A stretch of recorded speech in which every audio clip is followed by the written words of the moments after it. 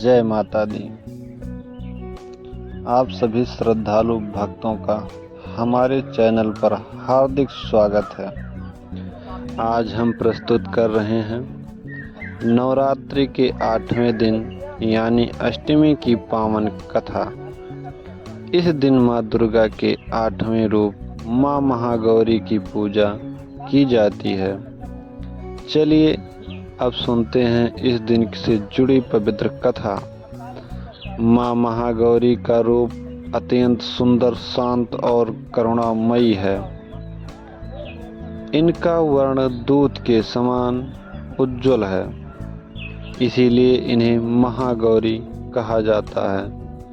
इनके 4 हाथ हैं, एक हाथ में त्रिशूल, दूसरे में डमरू, तीसरे हाथ में वरदान देती हैं और चौथे हाथ से अभय प्रदान करती हैं। इनका वाहन है ऋषभ यानी बैल।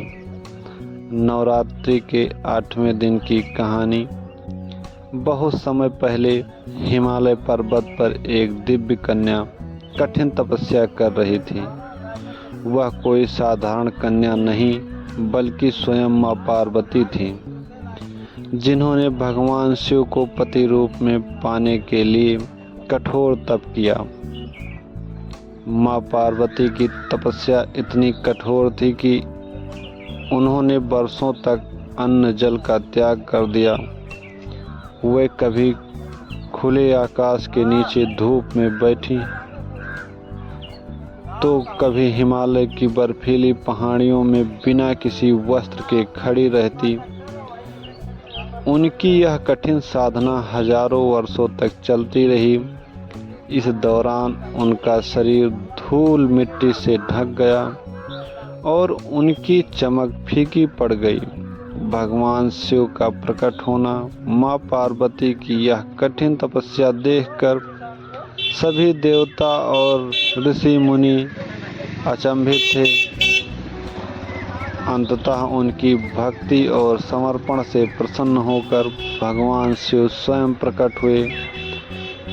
शिव बोले, हे देवी, मैं तुम्हारी तपस्या से अत्यंत प्रसन्न हूँ। तुम्हारी भक्ति और धैर्य अतुलनीय है। अब से तुम मेरी अर्धांगिनी हो। यह सुनकर माँ पार्वती के हृदय में अपरिमित आनंद हुआ। महागौरी का जन्म। लेकिन इतने वर्षों की कठोर तपस्या के कारण माँ पार्वती का शरीर धूल और मिट्टी से भर गया था। उनका तेज फीका पड़ चुका था। तब भगवान शिव ने अपनी जटाओं से गंगा जल छिड़का। गंगा जल के छूते ही माँ पार्वती का शरीर सोने से के समान चमकने लगा। वह इतनी श्वेत और उज्जवल हो गई कि देवताओं ने उन्हें महागौरी नाम दिया। उनका यह रूप चंद्रमा के समान उज्जवल था। वह श्वेत वस्त्र धारण किए थी और सांड ऋषभ पर सवार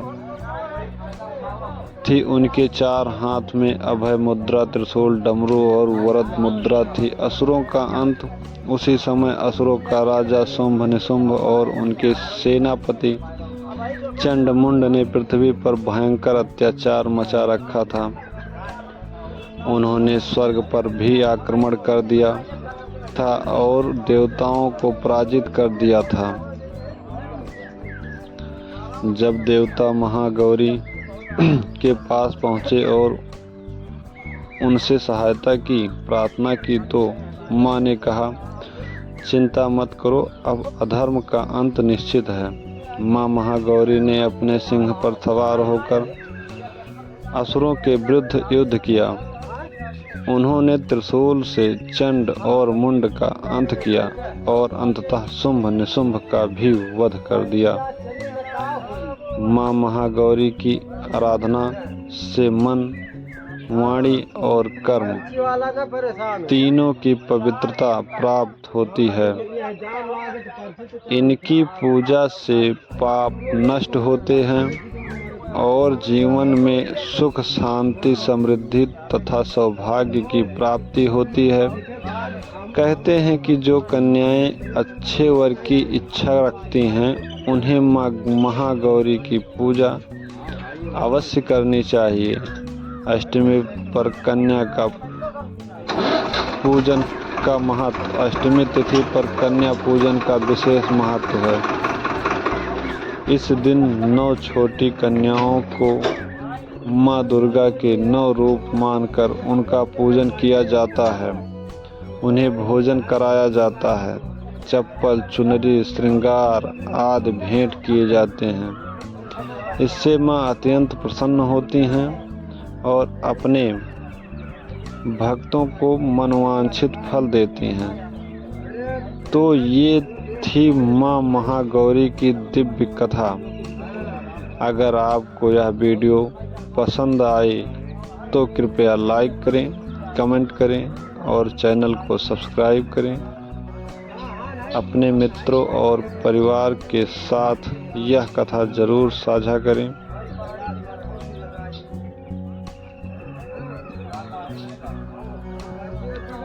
फिर मिलेंगे अगली कथा में। तब तक के लिए जय माँ महागौरी, जय माता दी।